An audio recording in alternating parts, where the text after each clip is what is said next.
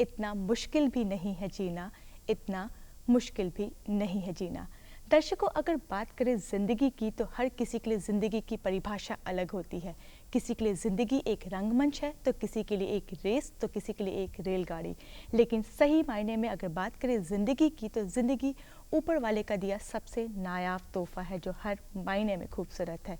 और इसे देखने के लिए कि हमारी ज़िंदगी कितनी खूबसूरत है, हमें कहीं दूर जाने की ज़रूरत नहीं है। बस जहाँ हमने अपनी आंखें खोल ली, अपने जीवन में लक्ष्य, लगन, धैर्य, हिम्मत और सकारात्मकता को जगह दी, बस वहीं से हम अपनी ज़िंदगी को खूबसूरत देखना शुरू कर देते हैं। आइए अपनी ज़िंदगी की खूबसूरती को दुगनी करते हैं और आचार्य विनोबा भावे द्वारा कहे इस विचार को अपने जीवन में शामिल करते और देखते हैं आज का अनमोल वचन।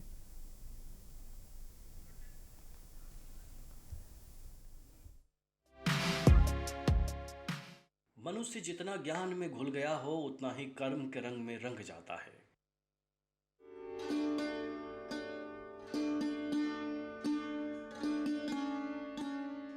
आइए स्वागत करते हैं हमारे आज के मेहमान का। आप हैं Arun Kumar, retired general manager bank of Baroda. वर्तमान समय में आप एक उद्यमी हैं और बतौर mentor all India management association, confederation of Indian industries इत्यादि जैसे कई संस्थाओं से जुड़कर छात्र छात्राओं के जीवन का मार्गदर्शन किया है। अरुण जी, आपका बहुत बहुत स्वागत है हमारे कार्यक्रम बिहार बिहार में। नमस्कार। अरुण जी, सबसे पहले आपके जीवन के शुरुआती दौर के बारे में जानना चाहूँगी। आपकी शिक्षा दीक्षा कहाँ से हुई, आप कहाँ से ताल्लुक़ रखते हैं और इस मुकाम को आपने किस प्रकार हासिल किया? मैं एक मध्यम परिवार से बिलोंग करता हूँ। मेरे पढ़ाई लिखाई मेरे पिताजी केंद्रीय सर्विस में थे, तो बिहार से बाहर हुई, शिमला, चंडीगढ़ वगैरह में हुई। लेकिन मेरा कॉलेज का एजुकेशन मुजफ्फरपुर से हुआ, एलएस कॉलेज से मैं पास आउट किया। उसके बाद बैंक ऑफ बड़ौदा में से हमने नौकरी की शुरुआत की और मेरे पहले शाखा प्रबंधक के रूप में पोस्टिंग यूपी के सिकंदरपुर बाज़ार में हुई। उसके बाद 8-10 ब्रांच का मैनेजर होते हुए अंत में मेरी पोस्टिंग बिहार में श्री कृष्णापुरी शाखा के शाखा प्रबंधक के बतौर हुई। वहाँ से फिर मैं बॉम्बे चला गया। बॉम्बे में बरसवा ब्रांच का प्रबंधक रहा। उसके बाद मैं इंग्लैंड चला गया, वहाँ पर बैंक ऑफ बड़ौदा के मैनचेस्टर ब्रांच का शाखा प्रबंधक रहा। फिर वहाँ से लौटने के बाद मेरी दिल्ली में पोस्टिंग हुई। दिल्ली में मैं डिप्टी आरएम था। फिर मैं जोधपुर का रीजनल मैनेजर बना। फिर मैं कॉरपोरेट ऑफिस में डीजीएम रिटेल बैंकिंग बना। फिर मैं वाराणसी में डीजीएम था। फिर मैं अंत में बिहार आया और जीवन के आखिरी मैंने कार्यकाल के आखिरी पायदान में हमारी सेवानिवृत्ति यहीं से हुई। सेवानिवृत्ति के पहले मैं बिहार, उड़ीसा, झारखंड जोन का इंचार्ज था, देख रेख करता था। और ये मेरे लिए सौभाग्य की बात हुई कि जहाँ से नौकरी की शुरुआत हुई वहीं मेरा समापन भी हुआ। ये भगवान की कृपा थी। जी जी, जैसा कि आपने बताया कि आप लंबे अरसे से बैंक से जुड़े रहे, आपने कई बदलाव देखे होंगे। अगर बात करें तब की, तो पहले हर कार्य मैनुअली हुआ करता था, लेकिन वर्तमान समय में आज बस एक बटन दबाते ही सारे कार्य हो जाते हैं। तो यह एक प्रकार का इवोल्यूशन बैंकिंग सेक्टर में देखने को मिलता है। आप भी इस पर क्या कुछ कहना चाहेंगे? ये बैंकिंग में एवोल्यूशन की जो बात करें, ये करीब 91 के बाद से इसकी शुरुआत हुई थी। इंटरनल भी चेंजेज आने थे और एक्सटर्नल भी चेंजेज आने थे। उस समय हम लोग को लगता था कि क्या ये हो पाएगा। हम लोग इसको हंसी मजाक में उड़ा देते थे कि कैसे होगा, ये होगा। और जो आपने एक बटन दबाने की बात करी, तो एक बटन दबाने के पीछे तो कितने बड़े बड़े हो गए। मैं उस समय दिल्ली में था। रात के 11 बजे एक फ़ोन आया मैंने डाटा सेंटर से कि आपके एक छोटी सी ब्रांच में 140 करोड़ का कोई ट्रांजैक्शन हो गया है। तो रात के 11 बजे थे, हम लोग मोटरसाइकिल से दौड़ के उस ब्रांच में पहुँचे। तो क्या गलती हुई थी, 14 डिजिट का अकाउंट नंबर हुआ करता था। शाखा प्रबंधक ने गलती से 14 डिजिट वाले को अमाउंट में भी डाल दिया। तो that became around 140 and odd crores. और एक बटन दबा के इंटर में डाल दिया। तो एक बटन का कमाल था, अगर उसको समय पर नहीं रोका जाता तो कितना बड़ा अनर्थ हो जाता। तो हम लोग के टाइम में क्या था कि we were not very computer savvy, IT से भी हम लोग नहीं थे, तो गलतियां थोड़ी ज़्यादा हुआ करती थी। आज के नए जनरेशन में लोग आ गए हैं, दे आर वेरी आईटी सेवी, तो ये नहीं है। लेकिन इस एक बटन वाले जो कायाकल्प ऐसा कर दिया कि जो उस समय हम लोग को लगता था कि हाउ इट इज़ पॉसिबल। और आज ये हम लोग जब जाते हैं अपने बैंक में तो ये विश्वास नहीं होता कि ये वही बैंक है जहाँ हम लोग मैनुअली काम किया करते थे। तो एक बहुत बड़ा बदलाव हुआ, ये क्रांतिकारी बदलाव हुआ है। और जो इंटरनेशनल स्टैंडर्ड के अनुसार ये ज़रूरत भी थी बैंक की, क्योंकि जो कस्टमर का मैनुअल में लोड हुआ करता था, हम लोग जब इसके पूरी ब्रांच के मैनेजर थे तो 80 लेजर का हम लोग को हर मंथ में बैलेंसिंग करना पड़ता था। 80 लेजर्स हैंडल करना, और आज एक भी खोजने से एक भी रजिस्टर्ड लेजर नहीं मिलेगा। तो ये बहुत बड़ी बदलाव है, क्रांतिकारी बदलाव है, और इसका बैंक में सकारात्मक योगदान है। ये बहुत ज़रूरत थी समय की। जी, जैसे कि कहते हैं कि परिवर्तन विकास का पहला कदम होता है या परिवर्तन विकास की शुरुआत होती है। ऐसे में जैसे जो भी चेंजेस बैंकिंग सेक्टर में आए, तो इसका क्या कुछ प्रभाव कस्टमर्स के साथ साथ बैंकर्स पे पड़ा?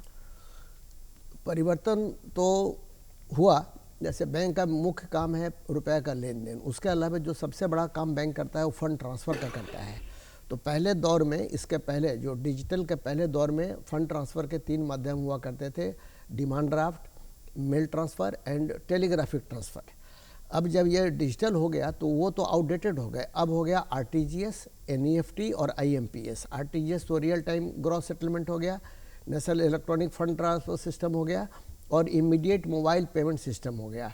तो ये 3 चीज़ों ने बैंक को पूरा बदल दिया है, पूरा तरह से बदल दिया है। अभी मैं आपसे बात करते करते अपने मोबाइल से आपको फंड ट्रांसफ़र कर सकता हूँ। हम लोग बताते थे, लेक्चर दे के बताते थे कि now you are carrying your bank in your pocket.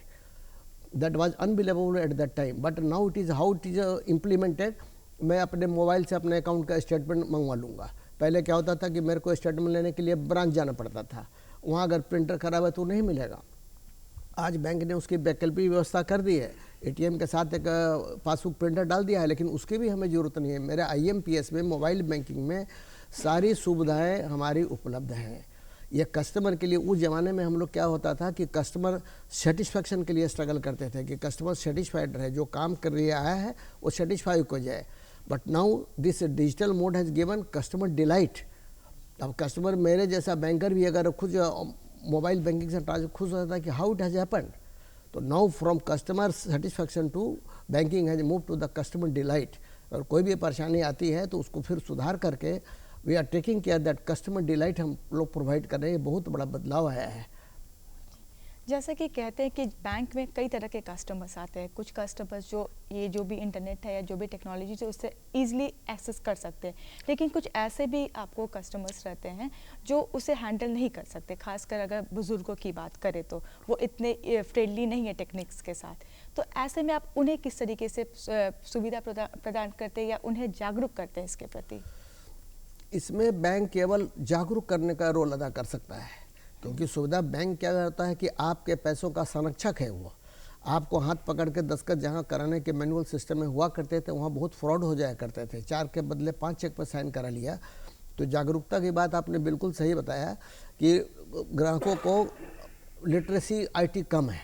हालांकि हमारे देश की ऐसे साक्षरता दर 70-75% है, लेकिन IT literacy is not more than 35 to 40%। Even कि मेरे जैसा व्यक्ति जो बैंक में जनरल मैनेजर से रिटायर किया है, I do not think myself as a very IT savvy person. तो बाकी लोगों का क्या होगा? तो इसमें हम लोग जागरूक करते हैं। OTP संभाल कर रखिए, पिन मत दीजिए, अपने बच्चों को भी पिन नहीं दीजिए, क्योंकि उससे ही जितनी धोखाधड़ी हुई है गुड फेथ में हुई है। या मैनुअल भी सिस्टम हुआ तो जहां हमने दूसरों पर भरोसा कर लिया, धोखा का संभावना हुई था। और आज जो डिजिटल मोड में भी अगर हम दूसरे को दे दिया, अपना पिन दे दिया, वो दुरुपयोग उस कदर करता जाएगा। और अभी आप पासबुक तो देखते नहीं हैं, तो समय समय पर बैंक पूरा जागरूक करता है और चेक पर, प्रिंट पर, हर जगह पासबुक छपा के रखता है कि किसी को शेयर ना करें। एवं रिजर्व बैंक अपने प्रचार माध्यम से भी बोलता है कि आप बिल्कुल शेयर ना करें, किसी को भी ना शेयर करें। कोई देख लिया तो उसको तुरंत चेंज भी कर दें आप। ये हम लोग प्रयास करते हैं ताकि कस्टमरों को नुकसान कम हो। अगर OTP में क्या होता है, अभी आप रोज़ अखबार में पढ़ते हैं कि OTP देकर लाखों रुपए निकासी कर लिया। क्यों हुआ? क्योंकि वो कुछ आपसे इन्फॉर्मेशन मांग लेता और आपने दे दिया, आपका पूरा अकाउंट का एक्सेस हो गया। He takes everything from your account. अब गलती आपकी थी इसमें कि आपने OTP शेयर कर दिया, तो आपका रिकॉर्ड्स भी कुछ नहीं रह जाता है। क्योंकि अगर हमने दस्तखत करके आपको कागज़ दे दिए तो मेरे पास कोई रिकॉर्ड्स नहीं है। अब जाने में दिए, अनजाने में दिए, एक अलग बात होती है। कानून ने समझा कि आपने एक OTP पास कर दिया, everybody is helpless and you are at loss. तो जागरूक में सतर्क रहने की ज़रूरत है। जागरूक तो रहना है, लेकिन सतर्क रहने की ज़रूरत है। एक वाक़या मैं आपको शेयर करना चाहूँगा। मैं बनारस में था, ATM से कैसे हो गया, एक जज साहब थे और हमारी एक शाखा प्रबंधक को उठा के पुलिस कस्टडी में डाल दिया गया तुरंत। हम लोग को भी अफरा तफरी हो गई, क्या हुआ? उन्होंने उनके ATM से किसी ने पैसा विड्रॉ कर लिया, पावरफुल थे, उन्होंने FIR कर दिया जबकि उसकी ज़रूरत नहीं थी। और उनके दबाव में पुलिस मैनेजर को उठा के ले गया। हम लोग दौड़े हुए गए कि क्या हुआ, तो ऐसे हुआ नहीं कि फ्रॉड कर दिया, नहीं किया। देखिए अब इसमें क्या था, उस एटीएम में अब क्या होता था, पुराने ज़माने में एटीएम के बाहर एटीएम केबिन में कैमरा लगा रहता था। अब बीच में क्या हुई कि वो कनेक्शन काट दिया करता था ताकि एटीएम फंक्शन करना बंद हो। बैंक ने क्या सुधार किया, एटीएम में ही इनबिल्ट कैमरा लगा हुआ है। तो हम लोगों ने जब इनबिल्ट कैमरा से ट्रांजैक्शन का डिटेल निकाले, जिस समय में उनका पैसा निकला था उस समय में उनके लड़के की उपस्थिति होने की फ़ोटो आई, तो उन्होंने अपना शेयर कर दिया लड़के को, उनके लड़के ने पैसा निकाल लिया, लेकिन बदनाम हुआ बैंक, जलील हुआ बैंक का शाखा प्रबंधक। तो इस तरह जागरूकता यहाँ किया हुआ। उन्होंने OTP अपना शेयर पिन दे दिया कि जाओ बेटा इस पिन से पैसे निकाल के ले आओ, और उन्होंने नहीं दिया और बैंक मैनेजर हो गया। तो इस तरह सतर्कता रखनी जरूरी है। जागरूकता एक चीज़ है और सतर्कता, don't trust anybody, not even your spouse. आप किसी ने, अगर हमने अपने स्पाउस को बता दिया है, उसने किसी को और पास ऑन कर दिया, तो अल्टीमेट नुकसान किसका होगा, ग्राहक का होगा। इसीलिए मेरा बार बार आग्रह, हम लोग यही समझाते थे कि सतर्क रहिए, सावधान रहिए, सतर्क रहिए। अरुण जी, जैसा कि अभी हमने बातचीत किया, अगर जैसे कि जहां तकनीक ने हमारे कार्य को सरल किया है, वहीं इससे जुड़ी कई समस्याएं भी सामने आई हैं, जिसमें सबसे आम है फ्रॉडरी के मामले। ऐसे में आपसे जानना चाहूँगी कि क्या कुछ सुविधा है जिसके ज़रिए हम अपना बचाव कर सकते हैं ऐसे मामलों में और ख़ुद को सतर्क रख सकते हैं? पहले तो यह है कि हमें सतर्क और सुरक्षित रहने का है। मैंने जो मैंने बताया कि OTP या पिन, आप पिन तो किसी को शेयर ना करें। किसी कारण दुर्भाग्यवश अगर कुछ हो गया तो आप तुरंत पहले बैंक को सूचित करें, फिर पुलिस के साइबर कंट्रोल रूम में आप सूचित करें, ताकि फिर इमीडिएटली कार्रवाई हो सके। बहुत ऐसा हुआ है कि समय पर सूचना दे देने के कारण जो इधर का पैसा उधर गया है उसको रोका गया है, लेकिन अगर आप विलम्ब करते हैं तो डिजिटल मोड में फ़ंड ट्रांसफ़र निकासी इतनी जल्दी हो जाती है कि चाहते हुए भी कोई विड्रॉ करना पॉसिबल नहीं हो जाता है, और फिर आप सिस्टम के व्यवस्था में चले जाते हैं जो takes years to recover anything. तो इसमें सतर्कता रखिए, सुरक्षा रखिए। अगर चूक हो गई तो इमीडिएटली आप खबर करिए, बैंक इमीडिएटली रिस्पॉन्स करेगा। बैंक रिम्बर्स नहीं करता है तो अभी सरकार ने और क्या कर दिया है, ये डिजिटल के लिए भी ओम्बड्समैन में आप तुरंत कंप्लेन करिए, सो दैट कि त्वरित कार्रवाई होती है। और अगर अभी ATM वगैरह से पैसे रिटर्न करने में बैंक विलम्ब करता है तो बैंक के ऊपर जुर्माना भी लगाने का RBI ने सिस्टम बना दिया है। तो जिस तरह सतर्क करने की ज़रूरत है, उसी तरह फर्जरी होते हुए तुरंत अलर्ट होने की ज़रूरत है। एक्शन मोड में आ जाए, राय विचार में नहीं पड़ के तुरंत सूचना दीजिए बैंक को, ऑनलाइन सूचना दीजिए बैंक को, फिर साइबर पुलिस को दीजिए, ताकि वो लोग अपने एक्शन में आ जाए और जो भी रोकथाम की जा सके। जैसे कि कई बार जब भी ये फ्रॉडरी के मैसेजेस या कॉल्स आते हैं, तो ऐसा कोई तरीका है जिससे हम आइडेंटिफाई कर सके कि यह कॉल फ्रॉडरी का या हमारे बैंक से नहीं? ऐसा कोई तरीका है जिससे हम ये जान सकें? इसका कोई तरीका नहीं है, इसका एक ही है सलाह जो हमेशा बैंक आपको आगाह करता रहता है कि बैंक कभी आपका OTP नहीं मांगता है, बैंक आपसे कोई इन्फॉर्मेशन नहीं मांगता है। जो फर्जरी होते हैं वो आपको KYC का डिटेल मांगते हैं, बैंक आपका डिटेल नहीं मांगता है। बैंक आपको सूचित करके डिटेल मांगता है, वो फ़ोन के माध्यम से बैंक नहीं मांगता है। और उसी झांसे में आकर हम लोग अपना KYC भी उनको दे देते हैं और वो हम फर्जरी के चक्कर में फंस जाते हैं। जी, यह तो थी आपके बैंकिंग से जुड़े कार्य और योगदान की बातें। अगर बात करें कि अवकाश के बाद जब एक और जहां लोग सोचते हैं कि बिना फिक्र के आराम की ज़िंदगी जिए, वहां पे आपने एक बड़ी जिम्मेदारी अपने कंधों पर ले ली, आप उद्योग से जुड़े। इसकी कोई ख़ास वजह? इसकी कोई ख़ास वजह नहीं। एक हमारे समाज में त्रासदी है कि हम लोग समझते हैं कि ये मैं अब रिटायर कर गया तो I have become the expired medicine. It is not like that. ये second inning of the life है। जीवन में हमने कुछ जो नहीं किया वो करने का एक अवसर है। अगर आप, क्या होता है, majority of the people what they do, वो इधर उधर घूमना का समय निभाना, सबसे संबंध रखना है। लेकिन अगर आप एक्टिव नहीं रहेंगे, हम लोग का जीवन इतना एक्टिव रहा और अचानक आप टूट के गिर पड़ते हैं, तो ये मेरे विचार से उचित नहीं रहता है। हम लोग अपने जो पहले सर्विस के दौरान सीखते थे कि हमें ऐसा होता तो वैसा करते, अभी उसका अवसर हमें मिला है तो उसको करने से हम जीवंत रहेंगे। आप देखेंगे नोबेल पुरस्कार जो मिलता है हर साल का, आप कर लीजिए तो 8-9 विजेताओं में 5-6 विजेताओं की उम्र 80-85 प्लस रहती है। ये बहुत गंभीर विषय है सोचने का कि 80-85 उम्र में लोग नोबेल पुरस्कार जीत लेते हैं और हम यहाँ स्थिर होकर बैठ के अपना शरीर को और दिमाग को बर्बाद करते हैं। दूसरी बात रही, शरीर दिमाग से चलता है, दिमाग को अगर बैठाएंगे तो शरीर अपने आप बैठ जाएगा। आप देखते हैं ना कि शरीर ठीक रहता है, डॉक्टर बोलता है कि ब्रेन डेड हो गया, means brain has stop functioning, so we have become brain dead. तो डोंट बिकम ब्रेन डेड, जीवित मत रहिए, जब तक जिंदा है जीवन जीने के लिए है, आयु भगवान ने दिया है, जीवंत होकर जिए, प्रयासरत रहिए, नया नया सीखिए। जॉर्ज बर्नार्ड शॉ ने बहुत अच्छी बात बोली है कि जब आदमी सोचना और समझना बंद कर देता है तो उसकी मृत्यु हो जाती है। उन्होंने एक लाइन और ऐड किया कि आदमी मरता बहुत पहले है, दफनाया जाता बहुत बाद में है। माने अगर आज मैं सोचना बंद कर दूं, दिमाग को काम करना बंद कर दूं तो मैं मृत प्राय हो गया, लेकिन जब मेरा वो डेथ आएगा बहुत दिनों बाद, तब मैं दफनाया जाऊंगा। तो जॉर्ज बर्नार्ड शॉ के ये कहावत जो है पूरी तरह चरितार्थ होता है कि इंसान मरता बहुत पहले है, दफनाया जाता बाद में है।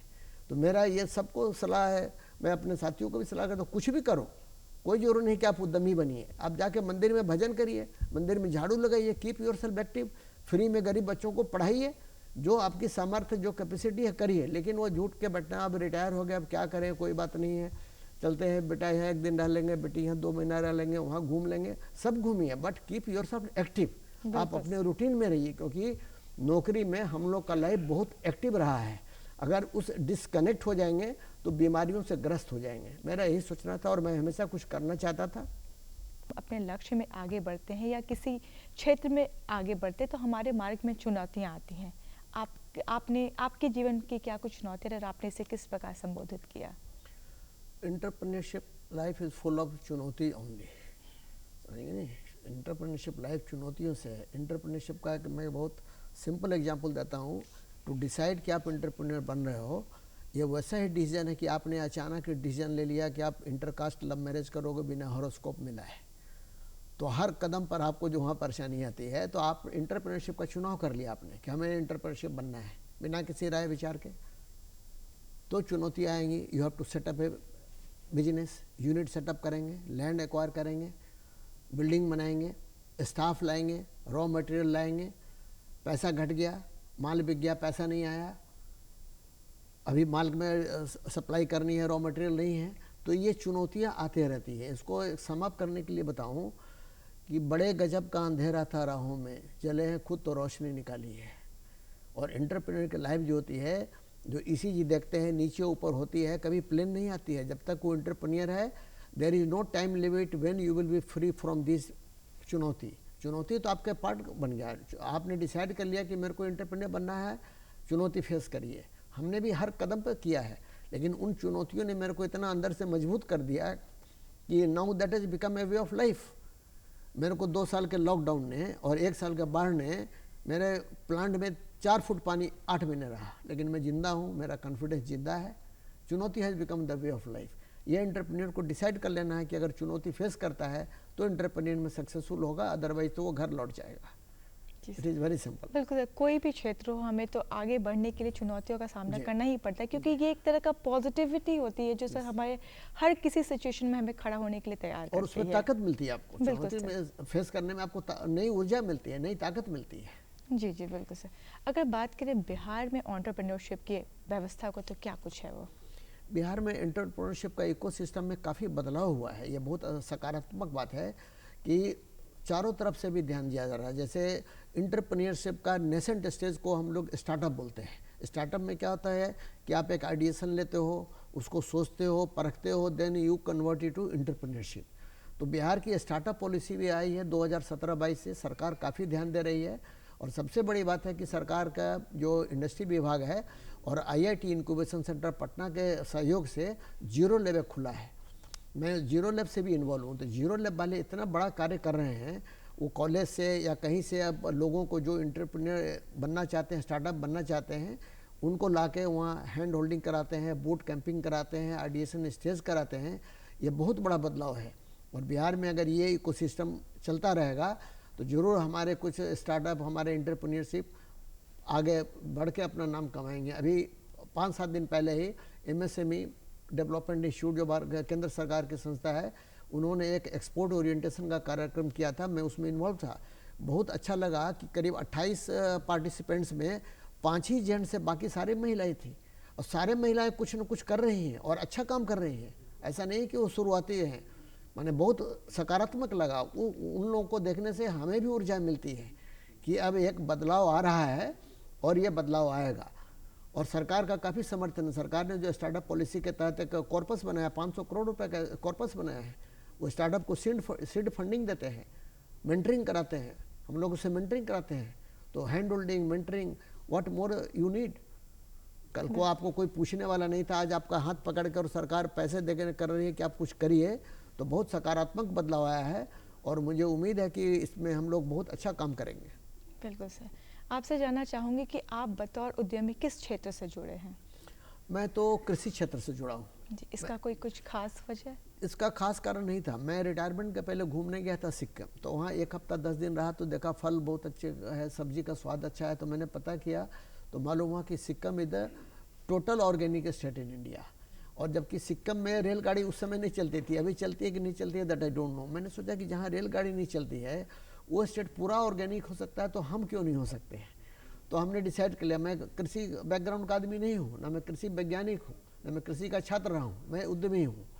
तो उद्यमी में तो आपने ठान लिया कि मेरा कोई काम करना है तो करना है। आपसे जानना चाहूँगी कि आपके द्वारा क्या कुछ नए प्रयास या योगदान आपने किया इस क्षेत्र में? मैं वर्मी कंपोस्ट का निर्माता हूँ। वर्मी कंपोस्ट ऑर्गेनिक खेती का इंग्रेडिएंट है।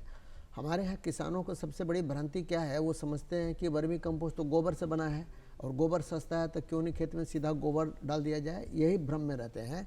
वर्मी कंपोस्ट में गोबर से ज़्यादा आइसेनिया फेटिडा केचुआ का है। और vermicompost is not our concept. Charles Darwin ने 1881 में 40 वर्षों के अनुसंधान के बाद ये पाया था कि वर्मी कंपोस्ट आइसेनिया फेटिडा का प्रजाति का वर्मी कंपोस्ट केचुआ है, वो वर्मी कंपोस्ट निर्माण करता है। और उसके अंदर न्यूट्रिएंट जो होते हैं वो साधारण गोबर से 10 से 15 गुना ज़्यादा होते हैं। तो गोबर है, इसका मेन इंग्रेडिएंट गोबर है, लेकिन उससे ज़्यादा इंपॉर्टेंट केचुआ है। आइसेनिया फेटिडा एक प्रजाति की केचुआ होती है, ये बहुत काम में आता है। मेरे को नहीं मालूम था कि इसका क्या इंपॉर्टेंस है। एक बार ISM धनबाद के कुछ साइंटिस्ट मेरे को फ़ोन किए, because I am available on website, कि आपके यहाँ जो केचुआ फोटो दिखाते हैं वही मिलेगा, मैं मेरा बिल्कुल नहीं मिलेगा। तो आई स्टिल सरप्राइज कि वो लोग ट्रेन से ट्रेवल करके आए, केचुआ लेके गए। 3 साइंटिस्ट आए थे। मैंने उनसे पूछा कि आप क्या करेंगे इसका, तो बोले कि पर्यावरण पर हम लोग प्रयोग कर रहे हैं और हम लोगों ने पूना से जो केचुआ मंगाया था उसमें हम लोग को धोखा हो गया। तो जो केचुआ का सारा खेल वर्मी कंपोस्ट में केचुआ का है। और केचुआ देसी भी होता है, आइसेनिया फेटिडा भी होता है। देसी केचुआ क्या करता है, मट्टी खाता है, मट्टी निकालता है। आइसेनिया फेटिडा केचुआ गोबर खाता है और जो वर्मी कंपोस्ट निकालता है। इसके न्यूट्रिएंट की तुलना आप नहीं कर सकते हैं। इसको डालने के बाद 100% आपको उसकी जो ज़रूरत है मिल गई, कुछ भी डालने की ज़रूरत नहीं है। यहाँ भी बहुत लोग करते हैं ये वर्मी कंपोस्ट। जब 4-5 साल कोरोना के पहले बहुत सारे IT प्रोफेशनल्स नौकरी छोड़ के आए थे और नौबतपुर के पास वो लोग ये बेबी कॉर्न का ह्यूज स्केल पर वो लोग प्लांटेशन शुरू किया था, वो हम लोग से जुड़े हुए थे। आज झारखंड में बहुत लोग हैं जो पूरा ये जैविक खेती करते हैं, वो हम लोग से जुड़े हुए हैं। बहुत लैंडस्केप वाले, आज सेंट्रल यूनिवर्सिटी नालंदा राजगीर में बना है, 4000 बैग्स हमने सप्लाई किया वर्मी कंपोस्ट। उनका पूरा हॉर्टिकल्चर हमारे वर्मी कंपोस्ट से हुआ है। अगर सही में वर्मी कंपोस्ट रहे तो आपको बीमारी से छुटकारा मिल जाएगी। पूरा जैविक चीज़ खाएंगे। क्या नुकसान होता है मैं एक बार बता दूं। ग्रीन खरीदना हम लोग के लिए समस्या होती थी। जब हम लोगों ने नया शुरू किया था काम, तो हमारे साइड के पास एक रानी फुकर जगह है जो सब्जियों की मंडी है। मैं लौट रहा था तो देखा कि गोभी का पत्ता सब फेंका हुआ है। मैंने साइड पर फ़ोन किया कि ट्रैक्टर लेके ले जाओ, मुफ्त में मिल जाएगा। आपको जान के आश्चर्य और दुख होगा कि मेरे 40 फीट के केचुए मर गए। क्यों मर गए? क्योंकि ये गोभी के पत्तों में पेस्टिसाइड का छिड़काव था, वो बर्दाश्त नहीं कर सके। जब वो नहीं बर्दाश्त कर सकते हैं तो हमारा पेट कैसे बर्दाश्त करता होगा। कैंसर नहीं हुआ है तो ये आश्चर्य की ही बात है कि हम लोग इतना दिन से केमिकल खा रहे हैं और अभी भी स्वस्थ हैं। That is a matter of price. तो इसकी बहुत ज़रूरत है। अभी क्या होता है, यूरोपियन कंट्री में हम लोग क्यों नहीं एग्रीकल्चर प्रोड्यूस को एक्सपोर्ट कर सकते हैं? बिकॉज उनकी रिक्वायरमेंट है, उनके यहाँ केमिकल फर्टिलाइजर टोटली बैन है। Don't use chemical fertiliser. अगर उनका फ्री होगा, आपका केमिकल फ्री होगा, तभी आपकी एग्रीकल्चर आइटम एक्सपोर्ट के लिए क्वालिफाई करती है। और इसका संचालन देख रेख अपीडा करता है। मेरा प्रोडक्ट जो है मैंने बनाया तो मैं बिहार का पहला NPOP सर्टिफाइड प्रोडक्ट हूँ। NPOP मैंने यह ऑर्गेनिक का एक सर्टिफिकेशन होता है, बिहार सरकार पिछले साल से कर रही है बसों का। उसके पहले मैंने राजस्थान से करवाया था, तो एक सर्टिफिकेशन हुआ कि आप जो कर रहे हैं वो पूरा जैविक है। तो हमने NPOP भी certified, I am the first NPOP certified vermi compost grower. अब तो बिहार सरकार को भी अथॉरिटी हो गई, तब मैं बिहार सरकार से इस साल रिन्यू कराया था। अदरवाइज 21 में हमारे पास राजस्थान के साइंटिस्ट लोग आए थे हमारे पास, पूरे उनकी टीम आई थी। तो इसी काम में कर रहे हैं, धीरे धीरे जो भी उन्हें उत्कृष्ट हो सकता है हम करने का प्रयास करते हैं, क्योंकि जो भी काम करें उत्कृष्टता से करें, क्वालिटी मेंटेन करें, इसका मैं पूरा प्रयास करता हूँ। आपके ये जो भी नए अनूठे प्रयास है, इससे बिल्कुल कृषि क्षेत्र को एक नया मुकाम हासिल होगा। जैसा कि आप बतौर मेंटोर भी कई संस्थाओं से जुड़े हुए हैं, इससे जुड़ी कुछ जानकारी हमारे दर्शकों को क्या है कि मैं एक एंटरप्रेन्योर हूँ और मेरा पैशन है कि लीडरशिप डेवलपमेंट और एंटरप्रेन्योरशिप डेवलपमेंट करूँ। अब मेरा 6-7 साल से काम कर रहा हूँ और मेरा काम एक स्टेबल में आ गया है, तो मेरे पास समय रहता है, तो मैं मेंटर से 2-3 संस्था से जुड़ा हुआ हूँ। एक तो ministry of electronics and IT जो भारत सरकार की संस्था है, वो ऑल इंडिया लेवल में स्टार्टअप को आइडेंटिफिकेशन करती है। उनका पिचिंग का फाइनल जो पैनल होता है, मैं उसमें रह के हम लोग पिचिंग करा के भी identify the startups who need the support from the government. और उसमें बहुत अच्छा लगता है कि एक से एक आइडिया आते हैं, एक से एक आइडिया आते हैं। और अभी जैसे सरकार है, बिहार सरकार भी कर रही है, मैनेजमेंट कॉलेज भी मेंटरिंग के लिए बुलाते हैं, इंटरप्रेन्योरशिप डेवलपमेंट पे लेक्चर, क्योंकि entrepreneurship development is a part of management. और इंजीनियरिंग स्टूडेंट एक उनका 3rd सेमेस्टर 4th सेमेस्टर में एक सेमेस्टर उनको इसकी पढ़ाई करनी पड़ती है। तो मैं तो प्रैक्टिकल इंटरप्रेन्योर हूँ, तो इससे मैं जुड़ा रहता हूँ। तो मेरे को 2 फायदे होते हैं, मेरा समय सकारात्मक गुजरता है और लोगों का उत्साह वर्धन करने में खुद का उत्साह वर्धन हो जाता है, नॉलेज अपडेट रहता है, कुछ पैसे भी मिल जाते हैं। सही बात यह कि मेरा चौतरफा फ़ायदा है, लेकिन मैं एक लिमिटेड समय तक ही काम करता हूँ। मेरा रूटीन ऐसा बना हुआ है कि 4 बजे मैं घर चला जाता हूँ और अपनी पत्नी के साथ ही चाय पीता हूँ। बिल्कुल, जैसे कि आप बैंक से भी जुड़े हुए हैं और एंटरप्रेन्योरशिप से भी जुड़े हुए हैं, ऐसे में अगर युवाओं के लिए बात करें, खासकर करियर पॉइंट ऑफ व्यू की व्यू से बात करें, तो किस प्रकार आप उन्हें गाइडेंस प्रोवाइड करना चाहेंगे, या क्या कुछ बताना चाहिए, कैसी व्यवस्था है बिहार में इन दोनों क्षेत्रों को लेकर? नहीं, बैंकिंग में तो career option is the best. अगर आप बैंकिंग का करियर ऑप्शन चुनाव करते हैं तो बहुत डिग्निफाइड जॉब है। बैंक में काम करने से क्या होता है, शुरू में लोग क्यों परेशान हो जाते हैं कि गांव में हमको भेज देगा। जब बैंक के 70% ब्रांचेस गांव में हैं तो कौन जाएगा, आप ही जाओगे, लेकिन कितने दिन जाओगे। अगर गांव में घूमते रहे, मैं तो गांव में भी घूमा, बड़े शहरों में घूमा, तो मेरे को तो यूके जाने का भी मौका मिला। अगर मैं वही बैठ जाऊँ कि सीधे वहाँ जाऊँगा तो it is not possible. It is very dignified job in the banking. इसमें एक और फ़ायदा क्या है, आप समाज के विकास में डायरेक्ट योगदान दे सकते हैं। अगर आप मैनेजर के कुर्सी पर बैठे हैं और आपने ये प्रण कर लिया कि 10 बेरोजगार को मेरे को रोजगार के लिए ऋण मुहैया करानी है, तो उतना आपको अधिकार है, पावर दिया बैंक ने कि आप वो करा सकते हैं। सकारात्मक सोच वाले आदमी के लिए इससे बढ़िया कोई जॉब इसीलिए नहीं है कि और जॉब में आप गाइडेड है, बाई रूल्स है, बाई लॉज है, ब्यूरोक्रेसी है, रेड टेप इसमें। यहाँ है आप बैठे हैं, आपका डिस्क्रिप्शन है, आप जो चाहें वो काम कर सकते हैं, भलाई का जो काम कर सकते हैं। ये बहुत बड़ा है। अगर लोग आते हैं, कैरियर का ग्रोथ भी है।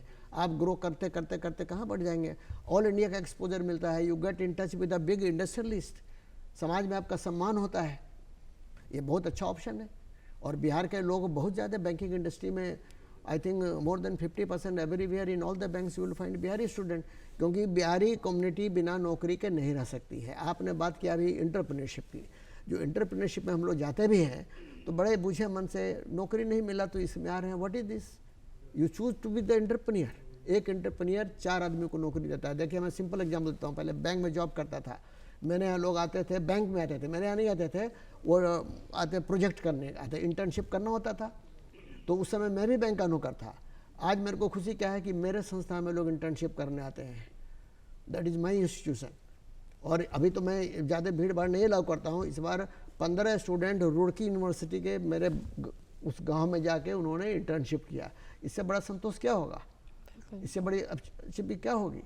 बिल्कुल, बहुत सही। तो इस तरह नहीं, चुनाव करना है। आप नौकरी कर रहे हो तो बढ़िया से नौकरी करो, आप एंटरप्रेन्योर बन रहे हो तो बढ़िया से बनो, it is choice is yours. जो भी फील्ड आप सेलेक्ट करते हैं उसमें आप अपना बेस्ट है और अपना मेहनत के साथ कार्य करें। जैसे कि अभी आपने जिक्र किया कि आप यूके के भी बैंक में कार्य किए हैं, आपसे जानना चाहूँगी कि वहाँ के बैंकों में हमारे बैंकों में क्या कुछ समानता और असमानता आपको देखने को मिलती है? यह अच्छा सवाल आपने किया है। तो मैं बैंकिंग डिटेल में नहीं जाके थोड़ा ब्रीफ 3-4 पॉइंट ही कर देता हूँ ताकि आपको फ़र्क पता चल जाएगा। पहली बात क्या है कि वहाँ बैंक में जो भी जाते हैं, हम लोग भी यहाँ से गए, यहाँ बैंक में जो रिक्रूट होता है, पहली ट्रेनिंग उसको prevention of money laundering act की होती है। वो प्रिवेंशन ऑफ मनी लॉन्ड्रिंग वो यूरोप से स्टार्ट हुआ, पहला चीज़ वो हुआ। आपको वहाँ से होता है, कैश का प्रचलन बिल्कुल नहीं के बराबर है। और एक और वहाँ बात है जो यहाँ नहीं है, मनी लॉन्ड्रिंग एक्ट यहाँ भी लागू हुआ है। वहाँ फ़र्क क्या है, अगर कोई स्टाफ जो फ्रंट ऑफिस का स्टाफ है उसको डाउट हो रहा है कि आदमी जो ट्रांजेक्शन करने आया है डाउट है, तो he will get it noted with the manager. अगर मैनेजर उससे असहमत भी है तो नोट करेगा, क्योंकि उसकी ऑडिट होती है। ये आपको एक फ़र्क हो गया। दूसरा फ़र्क क्या है, जो सबसे बड़ा यहाँ लिटिगेशन का जो हमारा प्रॉब्लम है, वहाँ डॉक्यूमेंटेशन सोलिसिटर के थ्रू साइन होते हैं।